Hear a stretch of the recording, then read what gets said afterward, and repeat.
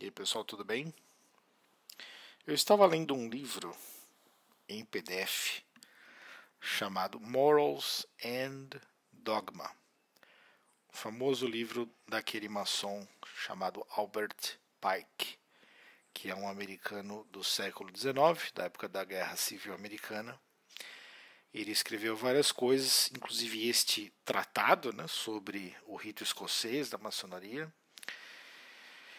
E é um livro extenso, tem acho que uns 900 páginas, alguma coisa assim. E quando eu cheguei na página 300 e alguma coisa, eu já me enchi o saco e parei de ler, né? E eu tenho esse prazer de fazer o que eu quiser com as minhas leituras. Eu não sou obrigado, né, a ler nada. Então eu tenho muita liberdade de parar um livro a qualquer momento e simplesmente deixar para lá, né?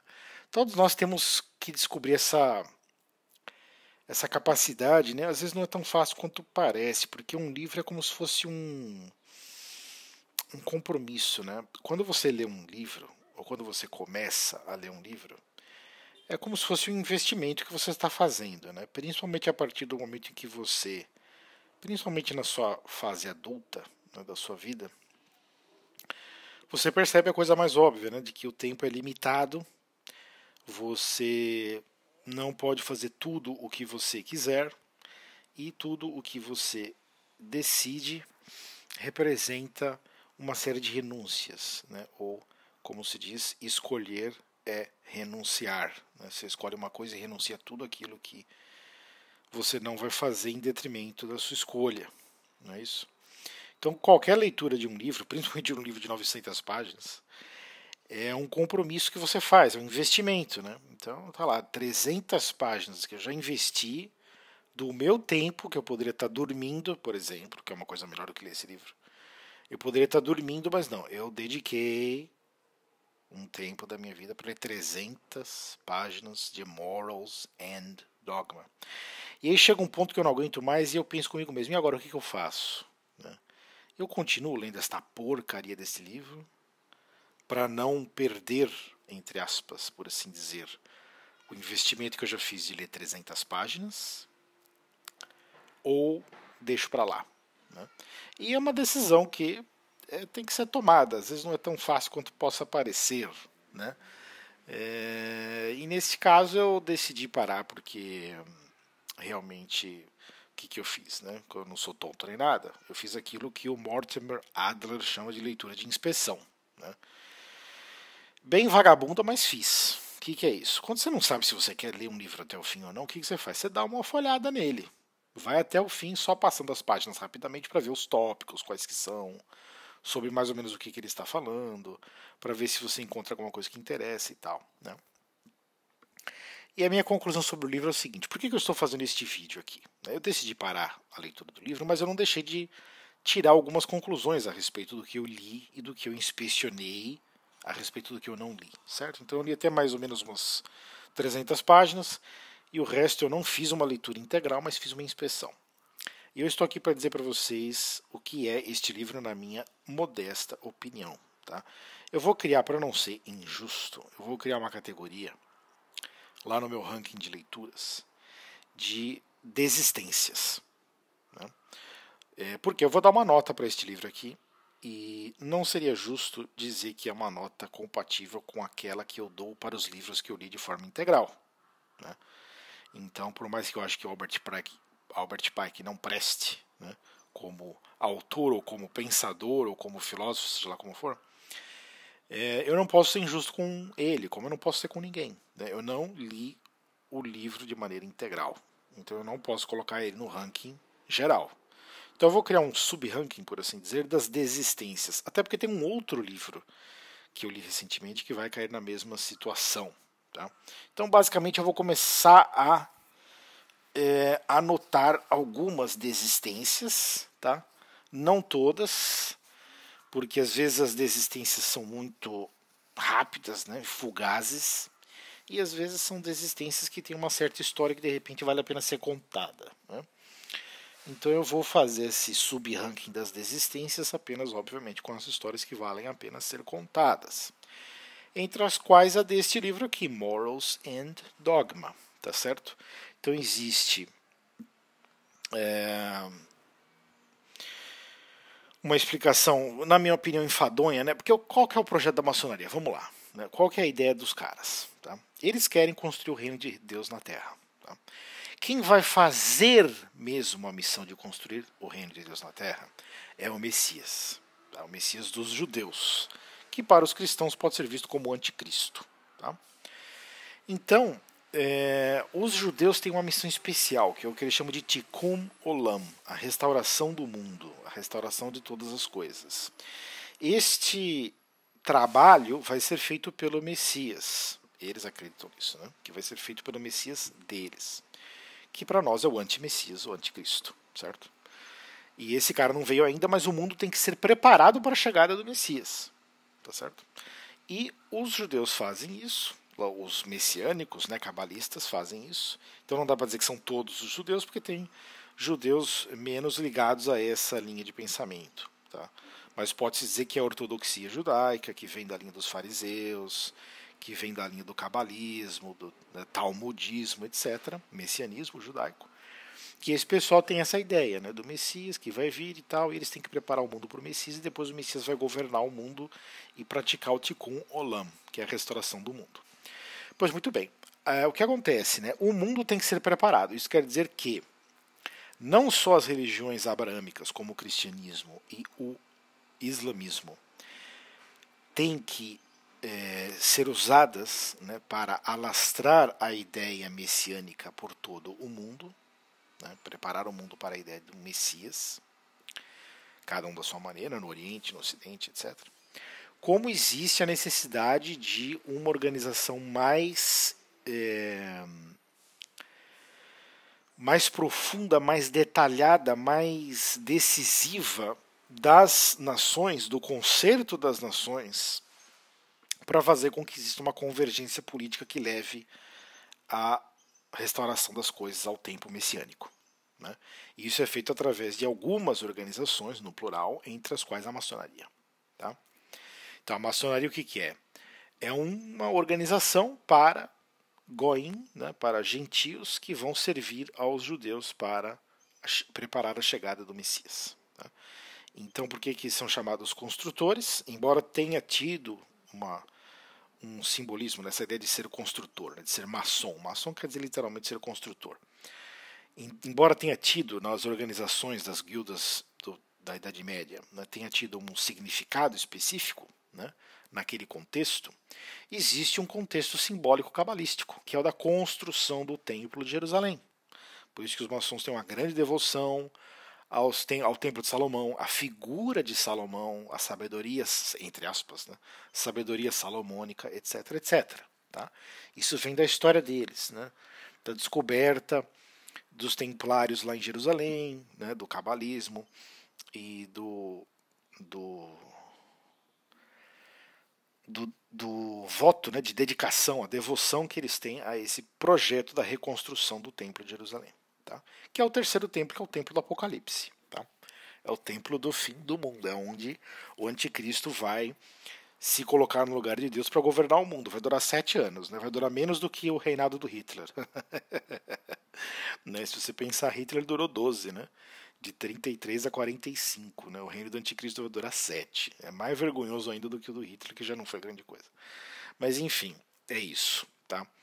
O mundo está sendo preparado para essa porcaria, tem que ser construído esse templo, e existe uma certa tradição de que quem constrói o templo de Jerusalém não são os judeus, são os gentios, são as nações que vão servir aos judeus, certo? Mas vão servir como? Bom, as religiões preparam as massas, o cristianismo e o islamismo preparam as massas, tá certo? E a maçonaria prepara as lideranças.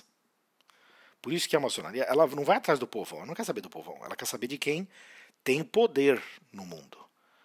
Você tem que ser um juiz, um delegado, um engenheiro, um militar, um político, um empresário, né? Você tem que ter algum poder no mundo. Aí você interessa para a maçonaria, porque a função da maçonaria é preparar a elite do mundo para a construção do terceiro templo e a chegada do Messias. Né? Então, cada coisa com as suas funções. A função da religião, né, no sentido exotérico, né, a preparação das massas para a ideia messiânica. Isso o cristianismo já faz, a igreja católica, protestante, bababá. E por outro lado você tem os muçulmanos também, que do jeito deles fazem isso também. Os xiitas, os sunitas, blá blá blá. Tá? Alguns pela linha mais legalista, outros pela linhas mais místicas, mas não tem importância, todo mundo está mais ou menos na mesma ideia. Tá? E por outro lado você tem o quê? O treinamento das elites, no esoterismo. Tá? Então, exoterismo são as religiões para as massas, que não tem esclarecimento. Para o pessoal não muito esclarecido, tem a religião exotérica. Para o pessoal mais esclarecido, tem que ter o esoterismo, que é justamente a função de organizações como a maçonaria. A maçonaria não é a única. Tá? Existem outras coisas, outras organizações também para elites que vão ser cooptadas, por assim dizer, ou arregimentadas, né, agrupadas, chamadas, né, ao governo mundial, né, a nova ordem mundial que vai vir no fim dos tempos. Enfim. Então, o Morals and Dogma é um livro desse Albert Pike que está envolvido com este projeto específico. Tá? Então, por exemplo, você vai ler o primeiro capítulo e ele explica o seguinte, o primeiro capítulo do livro, ele fala assim, olha, nós temos uma ideia simples, você tem a pedra, que você vai usar para construção, a rocha bruta, certo? E você tem o cubo, que é uma ideia geométrica, né? Uma ideia de pureza geométrica de formas perfeitas, né? O cubo. Então você tem a rocha bruta e tem o cubo. O trabalho nosso da maçonaria é transformar a rocha bruta no cubo. Trabalhar em cima da rocha bruta para chegar ao cubo. O que é a rocha bruta? É o povo, é a massa. E o que é o cubo? É o Estado, é a política. Tá certo? Então, existe uma força no povo. Tá? Esta força tem que ser trabalhada, tem que ser organizada de maneira que esta rocha bruta, que é a força do povo, se transforme na força do Estado, que é uma ferramenta para a nossa construção maçônica. Então a ideia da maçonaria é construir uma sociedade. Tá? Construir, entre aspas, o reino de Deus na Terra. Eu falo entre aspas porque não é o reino de Deus, certo? Mas eles acham que é. Né? Então, vamos colocá-lo nos termos que eles colocam. Né? Eles dizem que é isso. Então, veja só, essa ideia maçônica, que o Albert Pike vai trabalhando nesse livro, era uma ideia idólatra. Tem idolatria da natureza, é um naturalismo. Tem a idolatria do homem, é um antropoteísmo. E tem a idolatria do Estado, que é a estatolatria. Tá? Essa é a realidade do que ele está falando, do testemunho que ele dá. Tá bom? É um livro enfadonho porque eu, Rodrigo Sevilha, não tenho interesse nenhum nestas coisas, nenhum. Eu estou com Agostinho, que aliás é um autor que eu estou lendo agora, estou relendo, né? Terminei de reler as Confissões. Vou fazer até um comentário aqui no vídeo, no canal, né? Vou fazer um vídeo aqui no canal a respeito, comentando as Confissões, e estou até relendo também a Cidade de Deus. As Confissões eu já tinha lido, a Cidade de Deus eu tinha lido só uns pedaços, agora eu estou fazendo uma leitura completa, né? Então assim, Agostinho, com a noção, né, de Cidade de Deus, Cidade dos Homens, ele tem um entendimento espiritual milhões de vezes mais avançado do que Albert Pike e a maçonaria. Milhões de vezes. Muito embora Agostinho estivesse a serviço da religião, da Igreja Católica. Mas não somente, né? Porque é que nem a Bíblia. A Bíblia tem coisas ali que dão testemunho de Deus e tem coisas que dão testemunho do diabo. Né? É a palavra de Deus? É a palavra de Deus que foi corrompida, como Jesus falou. Invalidastes a palavra de Deus por causa da vossa tradição. Então Jesus já me avisou, já nos avisou que o negócio foi corrompido. Eu não preciso fazer teorias malucas da história. E nem preciso fazer cogitações teológicas complicadíssimas para chegar na conclusão que Jesus mesmo já me disse, que a tradição corrompeu a palavra.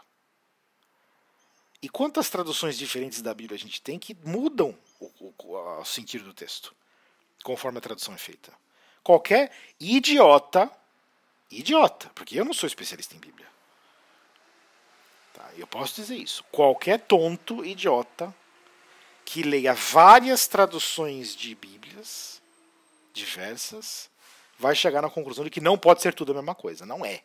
O que você tem na sua frente são textos diferentes, que falam de aspectos diferentes com significados diferentes. Então, vamos parar com essa história de que a palavra de Deus é infalível. Não, não é. A palavra de Deus é o logos dele. Ela é viva. É o próprio Deus.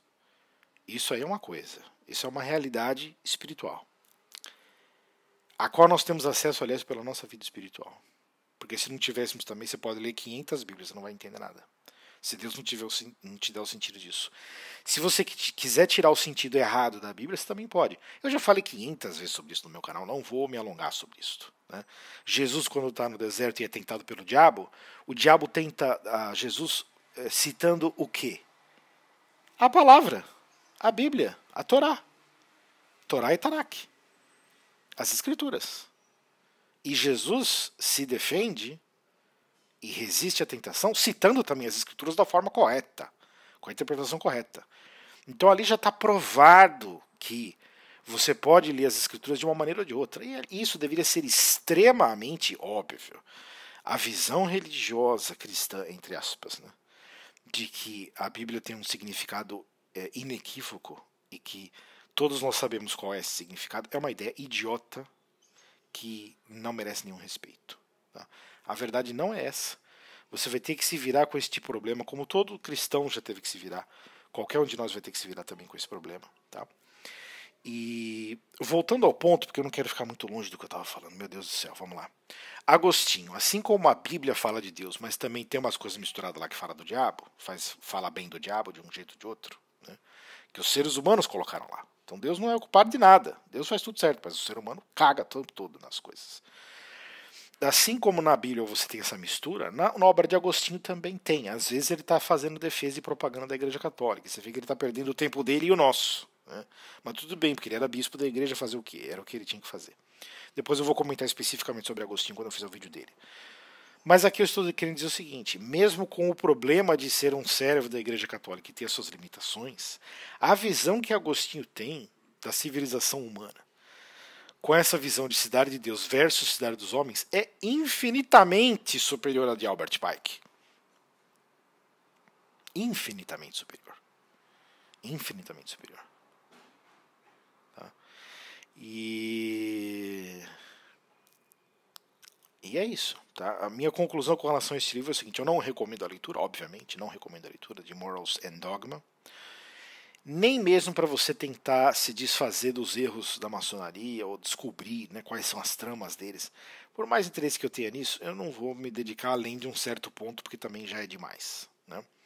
Como eu falei, a ideia que eles têm é de que a natureza representa, né, nas leis da natureza existe uma representação das leis divinas, o que está errado, porque a natureza não pode ser idolatrada. Né? Então Deus transcende a natureza infinitamente. A natureza é um sinal da glória dele. Mas até por ela ser amaldiçoada, ela já foi transformada em algo de acordo com a vontade humana. Então você não pode ver a natureza como uma pura manifestação da vontade divina. Não é apenas isso. Né? Já uma natureza decaída, modificada pela ação humana. Né? Por outro lado, tem a idolatria do homem, que, né, o homem vai se colocar no lugar de Deus. Então, Deus, para o Albert Pike aqui no Morals and Dogma, né, Deus é apenas um criador que fez alguma coisa lá no passado para o ser humano seguir em frente. Né? Deus não é o centro e não é o objetivo.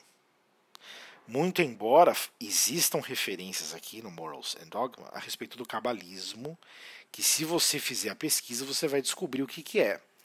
E isso está cheio aqui nesse livro de referências desse tipo. Né? Toda hora eles falam assim: nós estamos dizendo a verdade, mas não estamos dizendo a verdade de maneira clara, porque você tem que tentar descobrir. Né? É uma coisa meio secreta, meio oculta, você vai ter que descobrir. Então os símbolos estão aí, mas só se você chegar num determinado grau você vai descobrir o que é, os que significa o símbolo de cada grau. Enfim, é uma merda. Isso é uma merda, porque a pessoa não diz o que é. Né? É um sistema iniciático, claramente é um sistema iniciático, que serve na base do comprometimento, como todas as organizações secretas funcionam. Né? Por que você não tem o significado do sentido do próximo grau? Porque você ainda não se comprometeu com aquele grau. Então você não pode receber o acesso à informação de um grau com o qual você ainda não está comprometido. Tá certo? Então, por que funciona nessas organizações secretas? Porque, veja só, se você faz parte de uma organização, você pode confiar nas outras pessoas que fazem parte da organização, porque você sabe que elas foram tão comprometidas quanto você.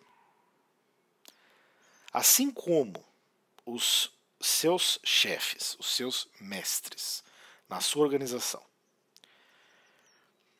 têm o seu comprometimento, porque eles podem acabar com a sua vida se eles quiserem, você sabe que qualquer outro fraterno, né, qualquer outro membro dessa mesma organização também foi comprometido.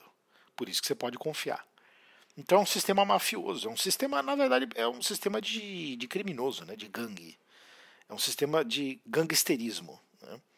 Você se compromete, você a qualquer momento pode ser chantageado, pode ter a sua carreira destruída, né, até a sua vida destruída. E você tem a garantia de que você pode confiar nos fraternos, né, que participam da mesma organização, porque você sabe que eles também foram comprometidos e que eles também podem ser chantageados, destruídos, etc. Então é uma merda, não tem, é o contrário do amor, né? Como eu já falei nos meus livros, né, o que interessa é o amor. Esta é a verdadeira lei de Deus. E esse pessoal aqui só quer saber de poder. Poder, poder, poder, poder. Poder uns sobre os outros, poder sobre a natureza, poder sobre os seres humanos, poder na forma do Estado, das leis, dos exércitos, das riquezas, enfim, eles só querem saber de poder. É uma coisa deprimente. É deprimente. Tá? E por isso que eu parei de ler, porque eu falei, não aguento mais, isso aqui é muito ruim. Né?